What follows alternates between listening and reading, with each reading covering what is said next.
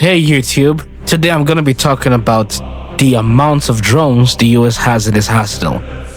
But keep in mind that this information is pretty much based on available information and information I gathered from AI and the internet. This is not actually what I believe is the 100% to the teeth drone inventory of the US military. So take whatever I say with a grain of salt and understand that this is just an estimate. And before we continue, just remember, we all don't know shit. We're just learning.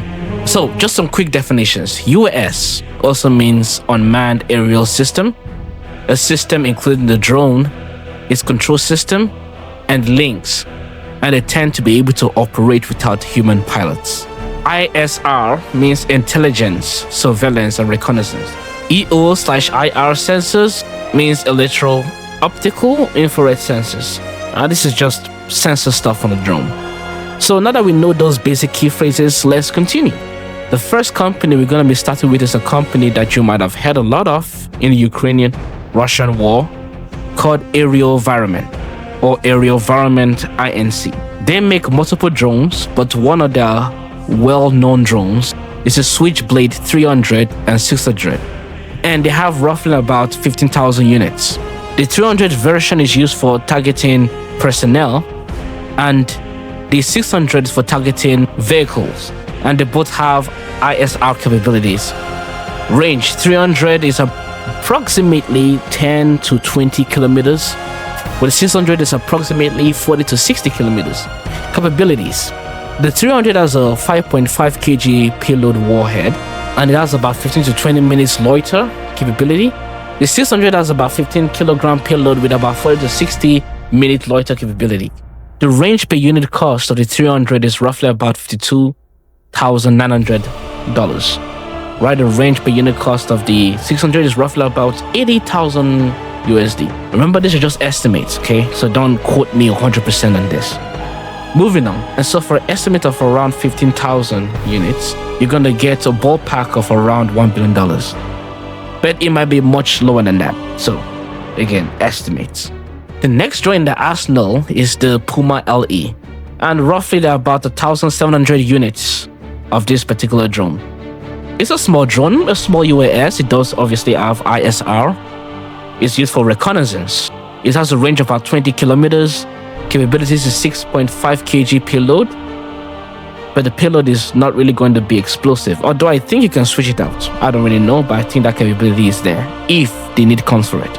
It has about 6.5-hour endurance, is hand-launched, and is a very rugged type of drone. Unit cost is roughly about 230,000 per full system, which is roughly about 3 to 4 air vehicles. So if you're looking at the total cost in the inventory of the United States with the projection of 2025, is roughly going to be 1,700 units times 230,000, which is roughly about $391 million. The next is a drone type that has multiple different builds, but is pretty much the same drone. It's either called the T-20, the Jump 20, and the Vapor 55MX, which is about 900 units. Now, the T-20 drone I'm talking about is not compared to the DJI T-20. Two different things. That one is a civilian drone, arguably speaking, could be used for military purposes in China. But this one is 100% a military drone. Well, it's a medium-sized UAS, and it also does have ISR, but also has cargo delivery capability. It's also a persistent surveillance drone, means it can loiter for quite a bit. Range is about 185 kilometers, approximately. Another 185 kilometers is for the T-20 variant or the Jump 20 variant.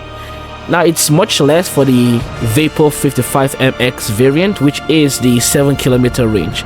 So, the T-20 has a 65 kg payload and a 40-hour endurance, meaning they can loiter for roughly 14 hours. Probably is going to be much more than that, but this is what the common information says. But the Jump 20 is actually a VTOL variant, meaning it can vertically take off. It has a payload of about 30 kg, but these drones typically are what they call multi-mission.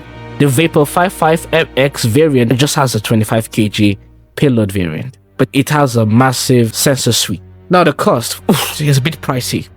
Roughly about 1.3 per full system, which is 6 air vehicles, give and take. And if you imagine the unit cost of 900 times the $1.3 million, would roughly go for $1.17 billion. Moving on to the last drones in the AeroVironment fleet. And these are the RQ-11 Raven and the RQ-12 Wasp. Together, they're about 4,000 units. Now, these are ultralight UASs for short-range ISR. They are mostly for, of course, as the name implies, situational awareness and perimeter monitoring. Range is roughly about 10 kilometers for the Raven and about 5 kilometers for the Wasp. They have a massive sensor suite, and the Raven has about a 0.4 kg payload because it's not meant as a carry or delivery mechanism. And they can light up for 60 to 90 minutes, which is pretty good. Wasp has about a 0.1 kg carry capacity, which is nothing, and can loiter for 45 minutes. Unit cost per drone is about 35,000 per Raven, and are roughly about 200,000 per Wasp for the full system, which is roughly about 2 to 3 air vehicles. So if you take them as a collective to find the price, let's say 75% of the fleet is Raven, about 25% of the fleet is Wasps for a blended estimate, then we will get to a total price of around $305 million. Now, if you look about the entire fleet of the AeroVironment system, which is roughly about 21,600 drones, it will roughly be in the ballpark about $2.9 billion. Unfortunately, this is all the time we have in this video, and I will look at other drone manufacturers later. Thank you and stay sharp.